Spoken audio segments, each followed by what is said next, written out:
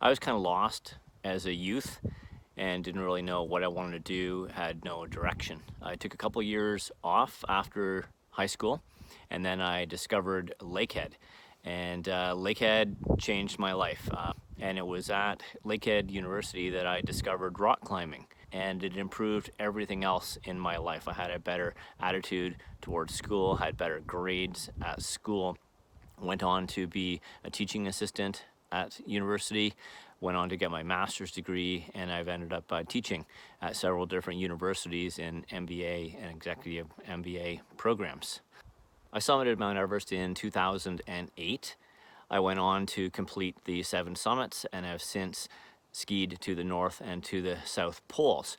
But Everest always remains a highlight in my climbing career. The whole experience of climbing Mount Everest, 2 months on the mountain, the acclimatization, working with the Sherpas, working on a mountain of that large a scale. It was just such a huge undertaking for myself and my team, and I learned so much about myself. I think, like everybody, I've had some tough times in my life. My father passed away when I was young. I had a little bout with cancer. I've struggled in business as an entrepreneur through a couple of different recessions and now this pandemic. There's been a lot of different things in life. I do think that mountaineering, that climbing in general, really helped me to be better equipped to deal with these.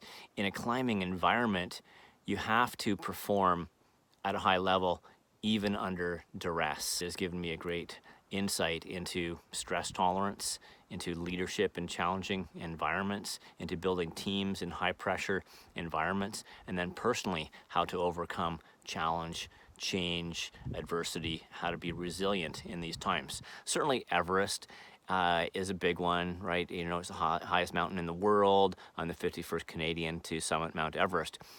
Going on climbing the 7 summits was fantastic, but going South Pole, Antarctica, was probably one of my greatest challenges.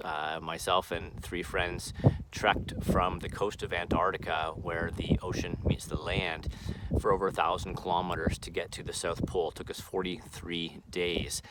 No support, doing everything ourselves, pulling all of our gear in sleds, our sleds weighing 110 kilos, 230 pounds, as we pull our gear towards the South Pole.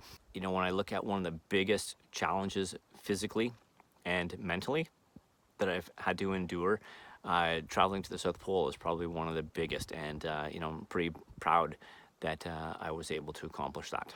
I always say that you have to be physically fit. You have to be strong, but that's just your entry ticket to the door. Once you get to the base of the mountain, success and failure is all up here. It's all mental, it's all emotional, and it's how you can respond to the challenging environment, to the setbacks, how you can be resilient in the face of adversity.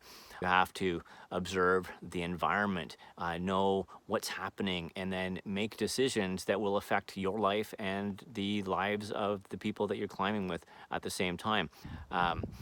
You have to stay optimistic. It can be tough sometimes when you're in a very difficult position. This past year, I was pinned down in a huge storm for 6 days at high camp on Mount Vinson, which is the highest peak in Antarctica.